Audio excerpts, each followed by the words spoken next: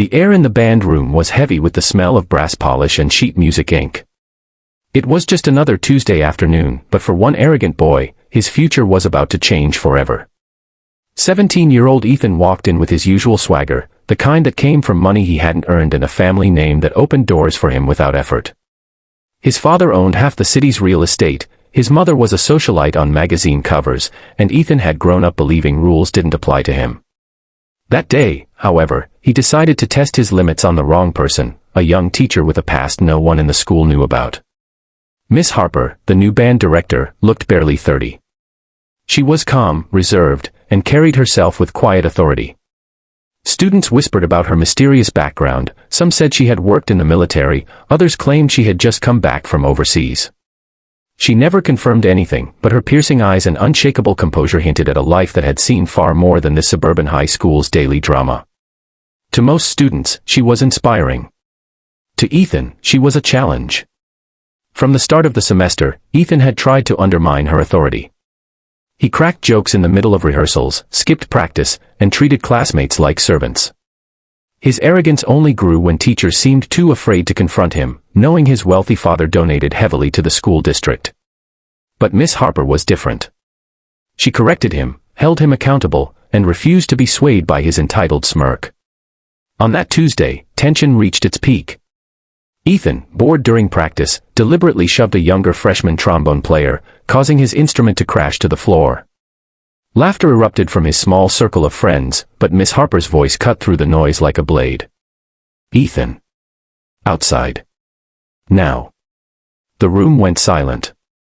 No one had ever spoken to him like that. Instead of obeying, Ethan squared his shoulders and sneered. "Who do you think you are? You're just some rookie teacher. My dad practically owns this school." Miss Harper's expression didn't change. "Outside. Or I'll write you up." That was when Ethan snapped. Fueled by anger, ego, and the pressure to maintain his status in front of his friends, he lunged forward and shoved Miss Harper's music stand, sending sheets scattering across the floor. He stepped closer, towering over her. "You don't get to tell me what to do." The room froze.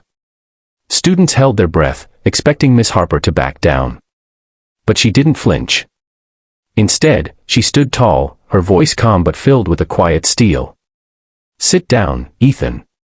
Last warning. That only made him angrier.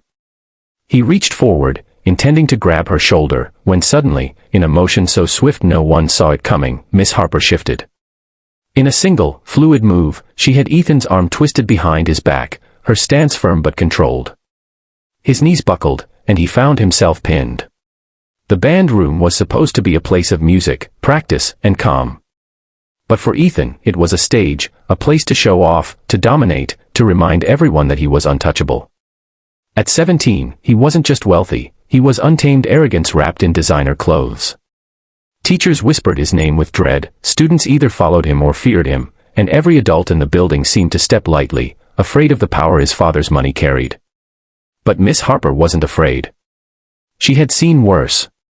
Her first day at the school, students noticed something unusual. She wasn't the type of teacher who barked orders or tried to win popularity. Instead, she led with quiet confidence. Every movement was precise, every word measured. When she asked students to play, she listened deeply, not just to the notes, but to the heart behind them. Some kids blossomed under her guidance. Ethan, however, bristled. He wasn't used to authority that didn't bend. In the weeks that followed, the clash between them grew. Ethan mocked her during warm-ups, made sarcastic remarks about her cheap clothes, and bragged about how he could buy better instruments than the entire school combined. His friends laughed, but Miss Harper never flinched. Each time, she responded with calm redirection, never losing her cool, never giving him the reaction he wanted. That only fueled his rage more. The breaking point came on that fateful Tuesday. The rehearsal had barely begun when Ethan shoved a freshman out of the way, sending the boy's trombone crashing to the ground. Gasps filled the room. Miss Harper's jaw tightened as she ordered Ethan outside. He expected her to back down like every other teacher had before. Instead, she stood her ground. When he shoved the music stand, sending her sheets flying, the room felt electric with tension. Students thought they were about to witness chaos. Instead, they witnessed discipline. In a move so smooth it seemed choreographed, Miss Harper immobilized him with a single military hold, firm enough to stop him but gentle enough to avoid injury. The arrogant rich kid who had bullied his way through life now knelt on the cold floor, stunned into silence. But what happened next shocked the students even more. She didn't scream. She didn't gloat. She simply released him, adjusted her sleeves, and said calmly, "You may be wealthy, Ethan, but here in this room, character matters more than money." The silence was deafening. For once, Ethan had no comeback. The fallout was immediate. The incident spread across the school within hours, whispered through hallways and texted in group chats. Parents called the principal. Ethan's father stormed the office, threatening lawsuits and demanding Miss Harper's termination. But the footage spoke louder than wealth. Ethan had attacked first, and she had only defended herself. The school board quietly sided with her. Ethan's reputation, however, was in ruins. His suspension shattered the perfect transcript,